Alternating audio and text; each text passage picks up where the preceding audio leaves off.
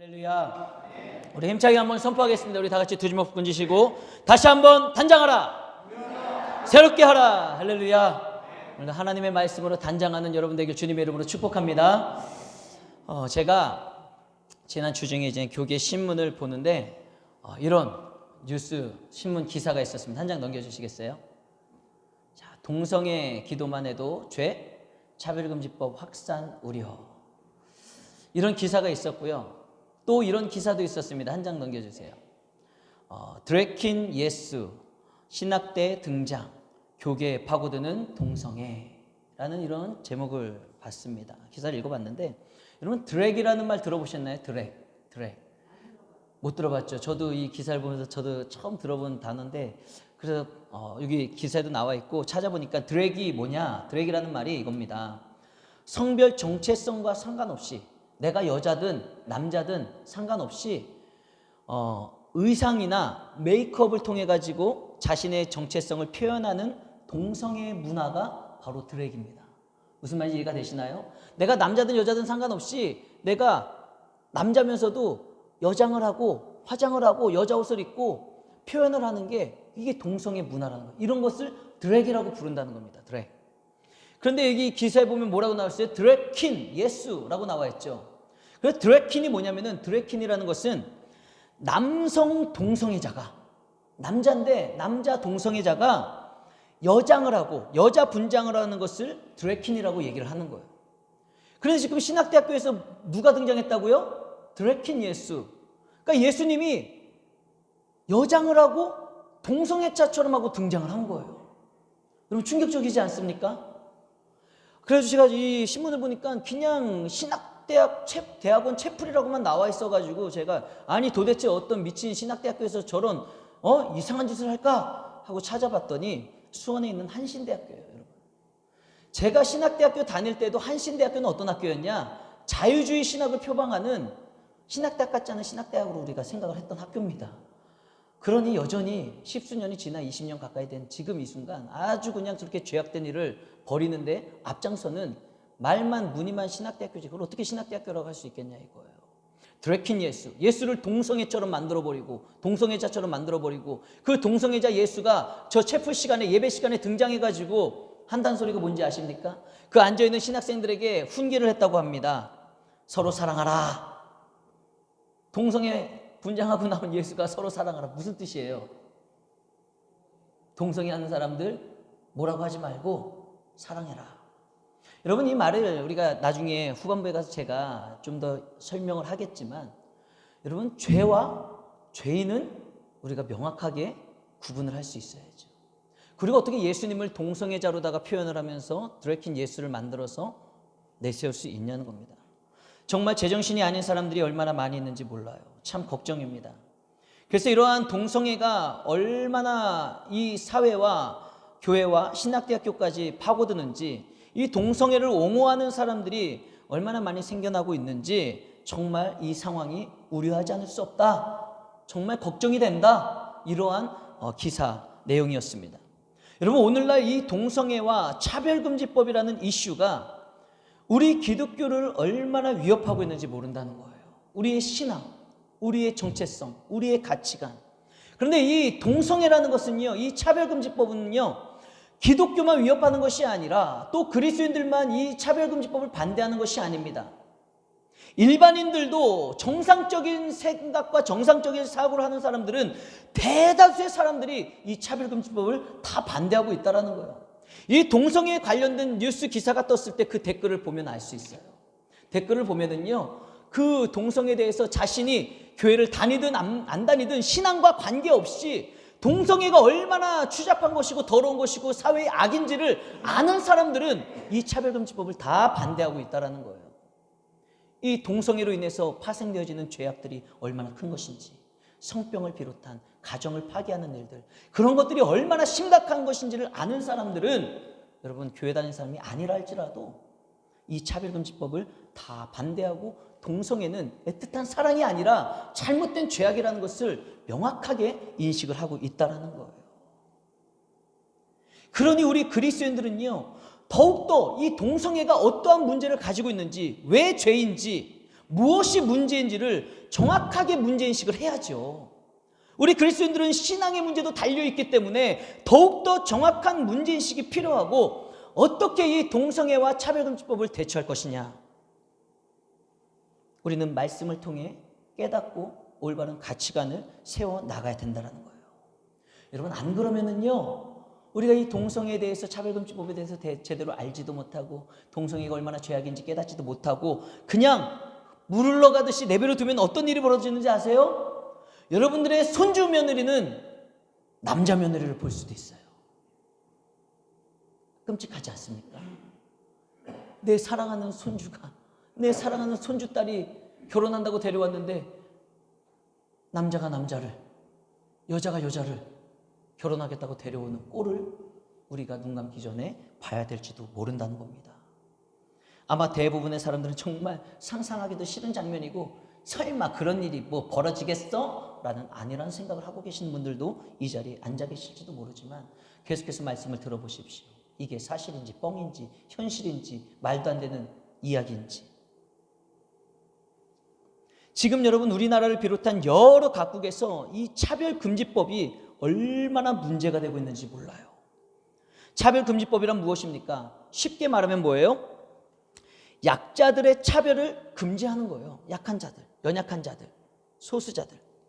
그리고 그들의 인권과 평등권을 법률로, 법적으로 보장해 주자는 거예요. 보호해 주자는 겁니다. 여러분, 당연히 사람은 누구나 차별을 해서도 안 되고 차별을 받아서도 안 됩니다. 그렇기 때문에 여기까지만 본다면, 이 차별금지법의 커다란 전제만을 본다면 괜찮아요. 좋은 법이에요. 차별하면 안 된다, 차별하는 사람들을 보호하자, 얼마나 좋은 법입니까?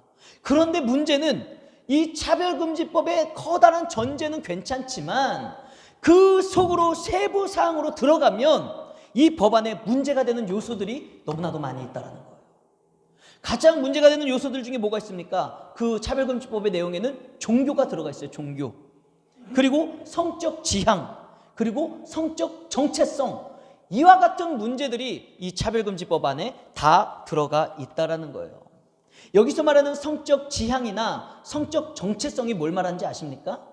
바로 동성애를 말하는 거예요. 동성애에 관련된 거. 그러니까 동성애자를, 이 동성애를 차별하면 안 된다는 거예요. 차별금지법 안에 정말 소수자들을 차별하면 안 된다는 건 좋은 말이지만, 거기에 덧붙여서 뭐까지 차별하면 안 된다고요? 동성애까지 차별하면 안 된다는 거예요. 동성애도 인정해주고 보호해주고 법적으로 동성애가 괜찮다라고 얘기해줘야 된다는 게 차별금지법의 잘못된 부분이라는 것입니다. 그리고 이 차별금지법 안에 들어가 있는 이 종교라는 것이 무엇이냐? 예를 들면 여호와의 증인 알고 계시죠? 여호와의 증인. 여러분, 여호와의 증인 남자들은요, 군대를 안 갑니다. 총을 들고 살인을 하면 안 되기 때문에 총을 드는 것을 거부해요. 병역의 의무는 무엇입니까, 여러분? 대한민국의 남자라면, 정말 신체적으로 문제가 있지 않는 한 모든 대한민국의 남자라면 의무예요. 의무. 너나 할 것 없이 다 군대를 가서 나라를 지키고 돌아와야 될 국민의 의무입니다. 최상위법이 있음에도 불구하고 이 차별금지법이 뭘 얘기하냐? 여호와의 증인들이 종교적 양심을 가지고 내가 이 종교를 믿기 때문에 나는 군대 가지 못하겠다, 그러면 뭐라는 거예요? 그걸 인정해 줘야 된다는 거예요. 아니, 최상위법에서는 누구나 차별 없이 너도 군대 가고 너도 군대 가고 누구나 차별 없이 군대를 가야 된다고 하는데, 이 차별금지법이 오히려 차별하는 거 아닙니까? 아니, 여호와의 증인들은 군대 안 가도 되고 여호와의 증인이 아닌 사람들은 군대를 가야 된다는 것, 여러분, 이것이 더 많은 사람들의 더 심각한 차별이 아니냐 이거예요.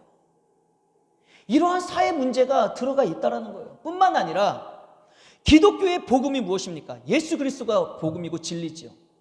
그래서 우리는 예수 그리스도만이 우리를 천국으로 인도해 주시는 길이다, 유일한 길이다. 우리는 예수 그리스도의 십자가의 은혜로 죄사함을 받았다. 이것이 기독교의 복음이고 기본 진리잖아요. 그런데 이 차별금지법이 뭘 말하냐? 그렇지 않다. 왜 기독교 니네들만 예수를 믿어야지만 천국 간다라고 이야기하냐? 이 종교도 저 종교도 불교도 유교도 뭐 또 이것도 저것도 다 인정해줘야 되는 것 아니냐? 왜 예수만이 복음이고 예수만이 길이라고 얘기하냐? 안 된다. 이것을 이야기하는 거예요. 그래서 복음만이 예수님만이 복음이고 복음이 유일한 길이다라고 설교를 하면은 잘못된다는 것입니다. 고소를 당할 수가 있고 벌금을 낼 수 있고 징역살이를 할 수 있다라는 거예요. 여러분, 우리나라보다 앞서서 이런 법안들, 이 차별금지법을 통과시킨 다른 나라들이 있습니다. 우리가 잘 알고 있는, 예를 들면 미국이나 캐나다, 영국, 이런 유럽의 국가들, 이런 국가들의 경우를 보면은요, 이 차별금지법을 통과시킨 나라들은요, 그냥 차별금지법을 통해서 우리 차별하지 말자, 인정해주자, 여기서 끝나지 않는다라는 것을 이미 다 역사적으로 다 보여줬어요. 다 증거했습니다. 어떤 걸 보여줬냐? 차별금지법은요, 필연적으로 어떤 걸 동반하느냐? 반드시 나중에 가서는요, 동성 간의 결혼 합법화로 이루어지고 있다는 거예요. 그래서 이미 차별금지법을 다 통과시킨 나라들, 유럽, 미국, 캐나다 이런 나라들은요, 차별금지법이 다 통과된 다음에는 그 다음에 지금 뭘 하고 있어요? 동성 합법화 결혼. 이것을 추진하고 있다는 거예요. 그러니 그 사람들에게 하나를 주면은 하나 주고, 자, 감사합니다. 이제 우리가 이렇게 요 안에서 살겠습니다. 이게 아니에요. 하나를 주면은 2개를 달라, 3개를 달라, 4개를 달라, 5개를 달라. 점점 요구하는 것들이 더 많아진다라는 거예요. 그런데 이렇게 요구하는 것들이 점점 더 많아지고 이 차별금지법이 통과되고 나면은 어떤 일들이 벌어지는지 아세요? 더 수많은 대다수의 정상적인 국민들이 오히려 역차별을 받게 되는 이상한 나라가 돼버리고 마는 것입니다. 그래서 이 차별금지법이 통과되고 나면은 여러분 어떤지 아세요? 각급 학교에서는요, 동성애가 정당하다라는 것을 의무적으로 가르치게 돼 있다라는 거예요. 의무적으로, 이걸 선택사항이 아니라 의무적으로 동성애는 괜찮다. 남자와 남자가 섹스하고 여자와 여자가 섹스를 하고 그렇게 동성 간의 사랑을 나누는 것이 괜찮다라고 어린아이들에게 가르치는 것이 의무화가 된다는 것입니다. 그러니 그런 교육을 받고 자란 우리의 자녀들, 우리의 자손들은 어떤 가치관을 갖겠냐 이거예요. 그런 교육을 받고 자라면서 그 아이들은요, 동성애가 아주 자연스러운 거예요. 그냥 남자가 남자랑 같이 손잡고 다니고 막 키스하고 뽀뽀하고 부비부비하고 이게 이상해 보이지가 않는 거예요. 법으로 통과되고 나면 그 죄악들이 아무렇지도 않은 일들이 돼버리고 만다는 것입니다. 학교에서 교사들은요, 그런 것들을 의무적으로 가르쳐야 돼요. 그런데 그 과도기를 한번 생각해 보십시오. 이런 것들이 통과돼서 내가 교사인데, 난 하나님을 믿는 그리스도인인데 내가 교사야. 그런데 나는 성경을 믿기 때문에 동성애가 잘못됐다는 것을 알고 있어. 그런데 내가 학교 교사이기 때문에, 직장이기 때문에, 직업이기 때문에 또 나라에서 법으로 정해준 동성애가 괜찮다라고 아이들에게 가르쳐야 된다면, 여러분, 그리스도인 교사들은 얼마나 수많은 믿음과 신앙의 갈등을 겪겠냐 이거예요. 이게 교사들만의 문제겠습니까? 동성애가 합법화되고 이 차별금지법이 통과되고 나면은 이 세상의 수많은 사회의 부분에서 이와 같은 신앙과 종교적 갈등을 겪고 하나님의 말씀과 세상의 법이 대치되어지는, 이런 분열이 되어지는, 가정이 파괴되어지는, 교회가 파괴되어지고 우리 신앙의 양심이 파괴되어지는 일들이 아무렇지도 않게 너무나도 막 일어나게 돼 있다는 겁니다. 얼마나 심각한 이야기입니까? 교사가 신앙의 그런 마음을 가지고, 신앙의 자유를 가지고 나는 도저히 이 동성애가 괜찮다고 못 가르치겠습니다. 이러면 학교에서 잘려요. 벌금을 내야 돼요. 이런 일들이 이루어지게 돼 있다는 거예요. 심지어 미국에서는요, 게이 커플이 뭐냐? 남성 동성애자예요. 이 게이 커플이 이제 주례를 해달라고 목사님에게 찾아왔는데 목사님이 거부를 했어요. 동성 결혼은 성경적인 것이 아니기 때문에 안 됩니다. 그랬더니 고소를 하는 거예요. 그래서 그 목사님이 벌금을 냈습니다. 여러분, 차별금지법이 통과가 되고 나면 이게 현실이라는 거예요. 이와 같은 남의 나라 이야기지만 우리나라도 차별금지법이 통과되고 나면은 여러분, 우리나라도 그런 일들이 벌어지는 거예요. 누군가가 저에게 찾아와가지고 목사님, 저희 결혼하는데 주례 좀 해주세요. 봤더니 띠용, 둘 다 남자네, 둘 다 여자네. 근데 제가 안 돼. 하나님의 말씀은 동성 행각은 잘못된 거야. 하나님은 남자와 여자를 짝져 주셨지 남자와 남자를 짝져 주시지 않았어.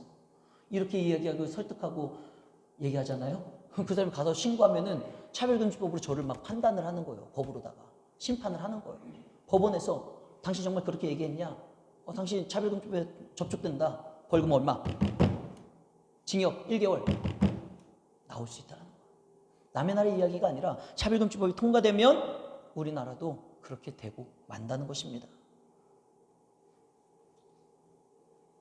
여러분, 그런데 이처럼 이렇게 미국이나 영국에서 일어났던 모습들이 현재 국회에 계류되어 있는 이 차별금지법이 통과되면 우리나라도 그런 일들이 벌어지는데 참 감사하게도요.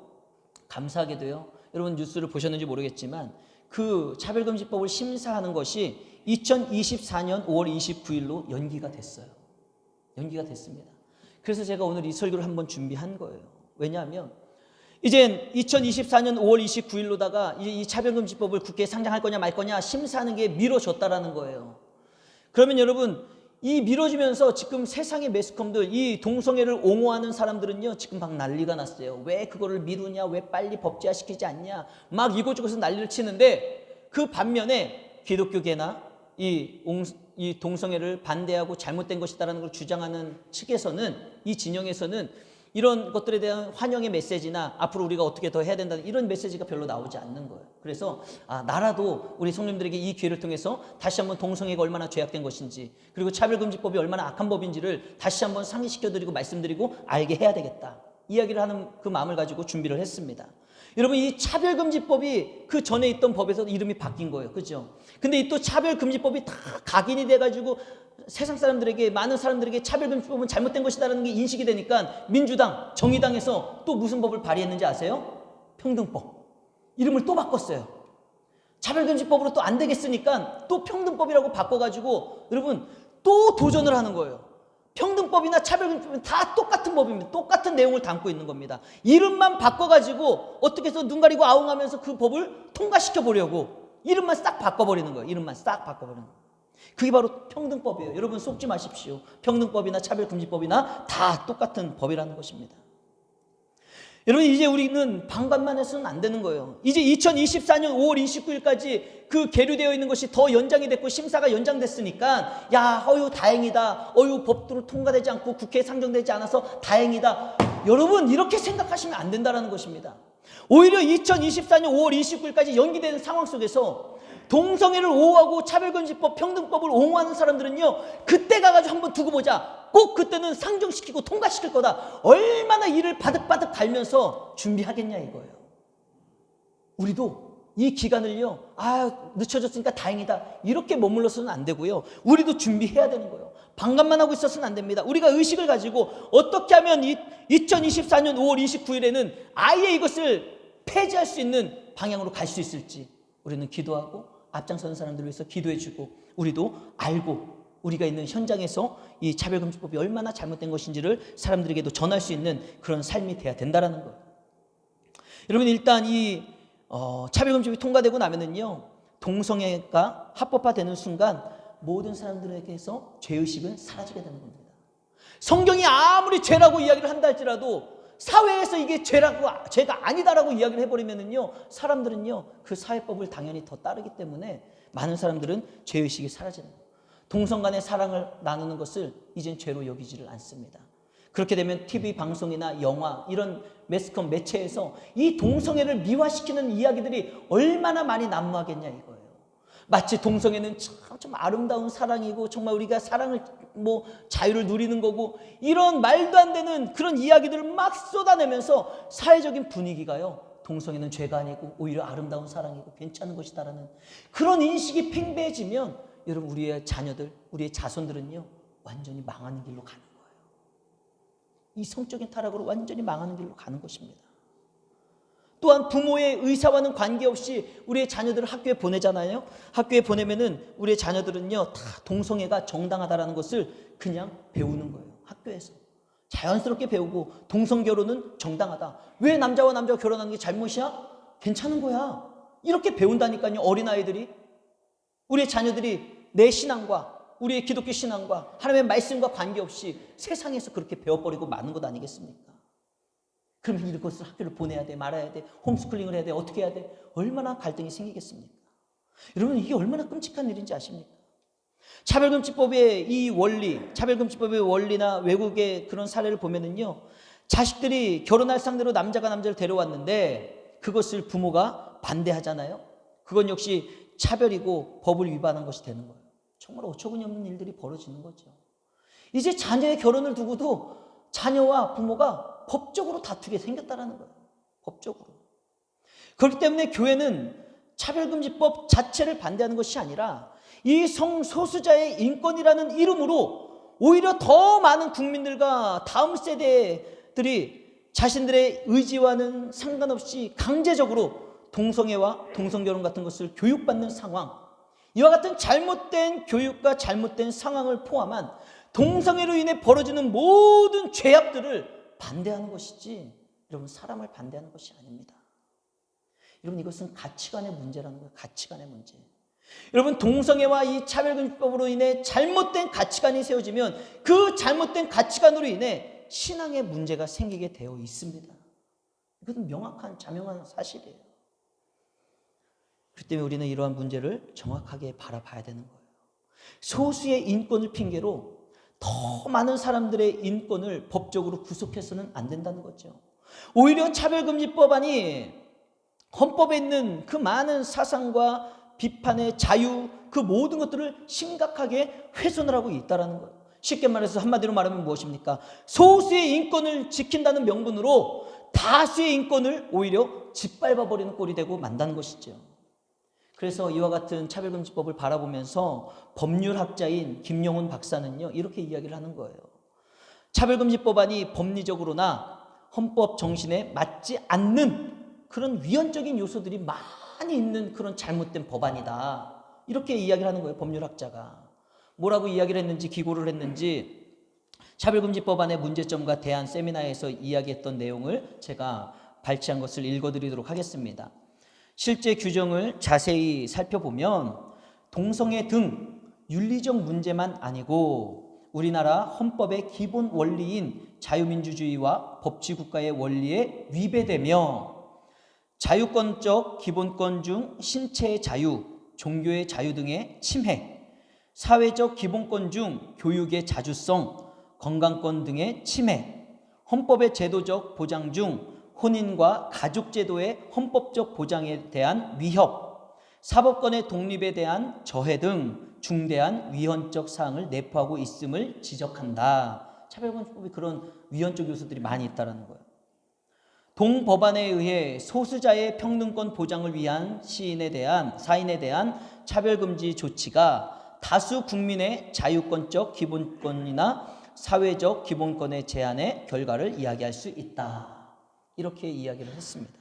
여러분, 이처럼 차별금지법은요, 동성애, 이런 동성 간의 섹스를 말하는 거죠. 동성애는 그런 쾌락, 이런 동성애와 윤리적인 문제가 있을 뿐만 아니라 어떤 문제도 있다는 거예요. 대다수의 국민들의 이런 신체적 자유와 그리고 종교의 자유, 오히려 종교의 자유를 침해하는 것이죠.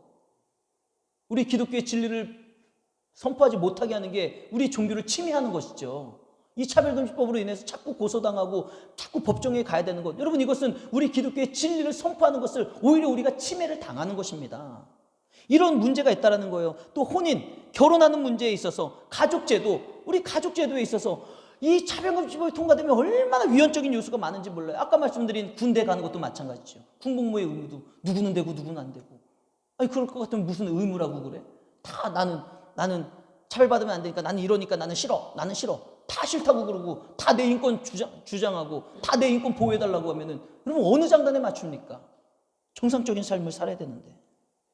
이렇게 국가의 법과 질서와 사회를 해치는 법이 바로 차별금지법, 평등법이라는 것입니다. 일반적으로 동성애자들이나 동성애를 옹호하는 사람들은요, 그 소수자의 인권을 명분으로 내세우고 있는 거예요. 인권. 여러분, 실제로 이 민주주의 사회의 꽃이 무엇입니까? 서로가 다 인정해 주는 거잖아요. 그러다 보니 이 민주주의 사회에서는요, 인권이라는 이 단어가 얼마나 강력한 무기가 되는지 몰라요. 네 자유도 중요하고 내 자유도 중요하지. 그런데 우리가 소수라고 그러면 되겠어? 내 자유, 내 인권 얼마나 중요한데, 이 인권이라는 단어를 가지고 얼마나 이걸 무기 삼아 도전하고 있는지 모른다는 거. 이게 무기가 돼버렸어요. 인권. 그러나 이러한 주장, 인권을 가지고 동성애를 정당화하려는 이 주장은 무엇인지 아십니까? 이 동성애 반대 전문 사역자인 이요나 목사님의 말처럼 인권이라는 것을 빙자해서 동성애라는 성행위를 정당시하려는 것에 불과한 것이다. 이렇게 이야기하는 거예요. 여러분, 이 말은 다시 말해서 풀이하면 무슨 말인지 아십니까? 동성애자의 인권과 동성애라는 죄악된 추잡하고 더러운 죄악은요, 다르다는 거예요. 다르다는 거예요. 이 소수자들의 인권이 있죠. 그러나 그 인권을 빙자해서 동성애가 괜찮다? 동성애를 인정해달라? 죄지만 죄를 지어도 괜찮다? 이것을 괜찮다고 해달라? 이것은 다른 문제라는 것입니다. 잘못됐다라는 거예요. 그렇다면 이 동성애의 문제에 대해서 성경이 어떻게 말씀하고 있을까? 여러분, 성경에 대해서 우리가 동성애에 대해서 성경이 뭐라고 말하는지 성경의 입장을 우리는 명확하게 알아야 돼요. 왜냐? 성경 말씀에 따라 우리의 신앙의 가치관을 바로 세워야 되잖아요. 이것은 누구 어떠한 사람의 주장이 되어서는 되는 게 아니라 하나님의 말씀이 뭐라고 말씀을 하고 있는지 우리는 그 말씀에 순종하고 따라야 되는 것 아니겠습니까?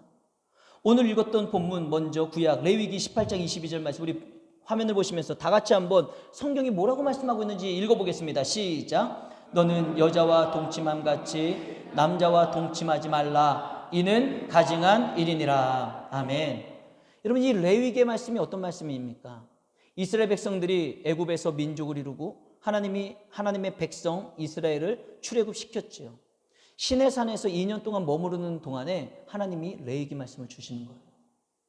앞으로 들어가야 될 가나안 땅에서 너희들이 지켜야 될 하나님의 법, 하나님의 말씀, 그 기록된 말씀이 레위기입니다. 그러니 이 레위기 말씀은요, 하나님의 법이에요. 법전이에요. 그런데 이 하나님의 법에서 뭐라고 이야기하고 있습니까? 너는 여자와 동침함 같이 남자와 동침하지 말라. 명확하게 동성애에 대해서 잘못된 것이다라고 하나님은 법으로 정해 주셨다라는 거예요. 그것은 가증한 일이다. 가증한 일이다라고 하나님은 이미 법제화 시켜 주셨다라는 사실입니다. 그리고 이어지는 로마서 1장 26절 27절 말씀 우리 다 같이 화면을 보며 읽어보겠습니다. 시작. 이 때문에 하나님께서 그들을 부끄러운 욕심에 내버려 두셨으니 곧 그들의 여자들도 순리대로 쓸 것을 바꾸어 영리로 쓰며 그와 같이 남자들도 순리대로 여자 쓰기를 버리고 서로 향하여 음욕이 부릴 듯하며 남자가 남자와 더불어 부끄러운 일을 행하여 그들의 그릇 때문에 상당한 보응을 그들 자신이 받았느니라. 아멘. 여러분, 로마서에서도 뭐라고 말씀하고 있습니까? 순리대로 살아가는 것은 무엇입니까? 남자와 여자가 한 가정을 이루고 사랑을 나누는 것이죠. 이게 하나님이 만들어주신 아담과 하와, 이 법칙은요, 이게 순리예요. 그런데 로마서에 보면 뭐라고 했어요? 여자가 순리를 버렸다는 거예요. 그래서 영리로 여자가 여자로 사랑을 나누고 남자들도 그같이 여자 쓰기를 버리고 남자가 남자와 음욕이 막 부릴 듯 일어나가지고 동성애를 했다 이야기하잖아요.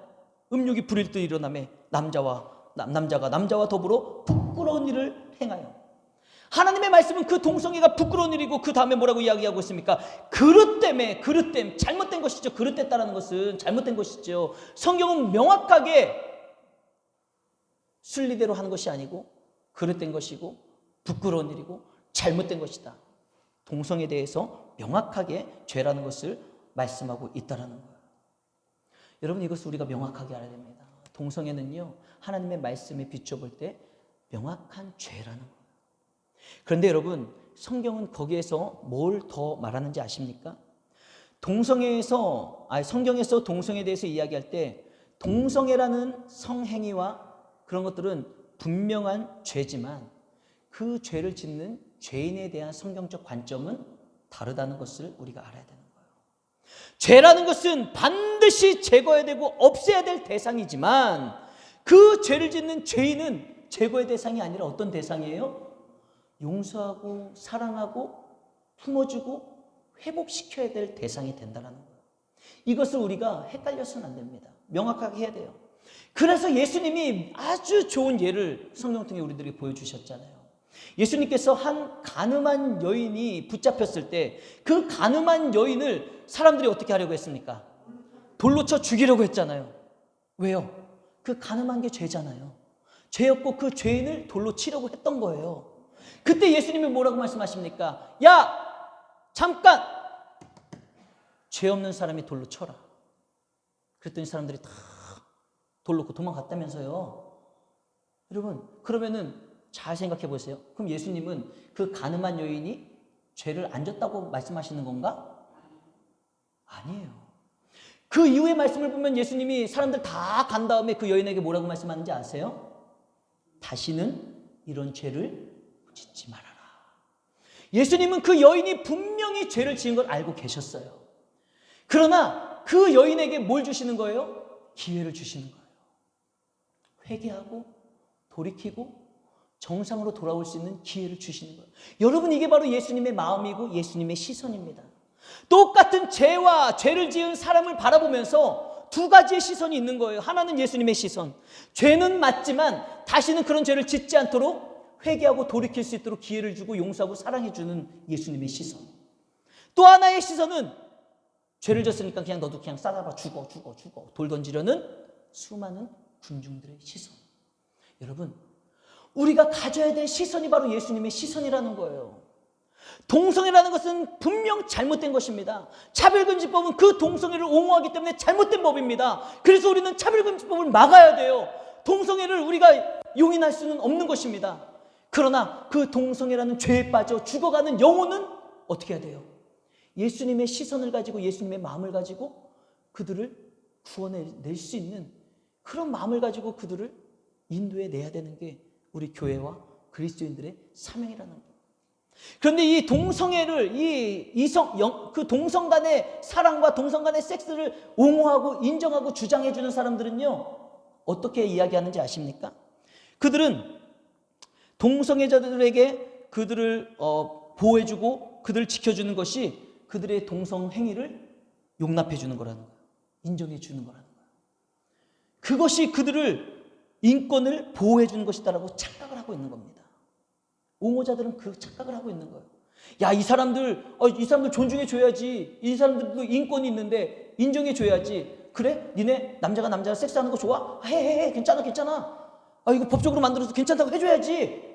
이게 옹호하는 사람들은 그들의 인권을 그렇게 해서 존중해준다고 생각을 하는 거예요. 그들이 죄 짓고 싶은 것을 그냥 죄 짓게 해주는 게 그들의 인권을 존중해준다고 착각을 하고 있는 것입니다. 여러분, 그렇지 않습니다. 진심으로 동성애자들의 인권을 생각한다면, 그들의 인간적인 권리를 생각한다면 그들이 잘못된 그 동성애에서 빠져나오도록 도와줘야 되는 거예요. 도와줘야 되는 것입니다. 동성애를 해도 괜찮다고 법을 만들어주는 것이 아니라 그들이 동성애의 늪에서 빠져나와 정상적인 삶으로 거듭날 수 있도록 도와주고 안내해주고 이끌어주는 예수님의 마음을 품고 그 가늠한 현장에서 가늠하다 잡힌 여인을 용서해주고 다시는 죄를 짓지 말라 구원해 주셨던 것처럼, 여러분, 우리가 그들의 인권을 소중하게 여긴다면 그들도 죄사함을 받고 거듭날 수 있도록 도와주는 역할을 하는 것이 우리의 사명이라는 거예요. 그래서 죄와 죄인에 대한 시각, 우리는 수많은 돌을 던지려 드는 군중들의 마음을 가지고 막 동성애와 동성애자들에게 돌을 던질 것이 아니라 우리는 예수님의 마음을 가지고 죄는 미워하되, 죄는 철저히 구분짓되, 죄는 끊어내되, 그 죄 가운데 있는 자들은 그 한 영혼을 긍휼히 여기고 불쌍히 여기고 하나님 앞으로 인도해 나아갈 수 있는 것, 이것이 바로 저와 여러분들이 가져야 될 삶의 모습인 줄로 믿습니다. 여러분, 마지막으로 우리가 기억해야 될 게 있어요. 마지막으로 잘 들어보십시오. 여러분, 우리가 이 차별금지법이나 동성애에 관련해서 싸워야 될 대상은요, 동성애자가 아니에요. 동성애자들과 싸우는 것이 아니라 동성애를 옹호하는 그런 사람들과 싸우는 게 아닙니다. 인권이라는 명분으로 동성애자와 그 성행위를 정당화하려는 그런 사람들과 싸우는 것이 아니라 그 인권이라는 것을 내세우면서 동성애자나 그 옹호자들, 그리고 그 반대편에 있는 진영의 사람들, 이 사회를 분열시키고 이 동성애라는 문제로 말미암아 가정을 파괴하고 점점 성적으로 타락시키고자 하는 그 어둠의 권세, 마귀 사탄의 권세와 우리가 싸워야 된다는 것을 여러분 잊으셨으면 안 돼요. 여러분, 마귀 사탄의 목적은 너무나도 분명하다라는 거예요. 세상을 죄로 물들고 타락하게 만들어서 모든 많은 사람들이 그 죄의 길을 걸어가게 만드는 것, 타락하게 만들어가는 것, 같이 망하게 만들어가는 것, 여러분, 이것이 바로 마귀 사탄의 목적이에요. 그 목적을 이루기 위해 지금 마귀 사탄이 사용하는 게 뭐예요? 동성애라는 걸 사용하고 그 목적을 이루기 위해 차별금지법이라는 것을 사용하고 있다는 것입니다. 그러므로 이 차별금지법 하니까 이 법적인 싸움이잖아. 아니에요. 법적인 싸움 같지만 우리는 그 뒤에 역사하는 마귀 사탄을 볼 수 있어야 되고, 우리는 그 마귀 사탄의 어둠의 권세에 대항하는 주의 군사로서 영적 싸움을 선포하고, 우리는 함께 기도하며 그 차별금지법을 막아내고 동성애를 막아내는 일에 앞장서는 주의 군사로 세워져야 된다는 것입니다. 사랑하는 여러분, 그러므로 우리 그리스도인들은요, 세상의 법이, 이게 차별금지법이 세상의 법이잖아요.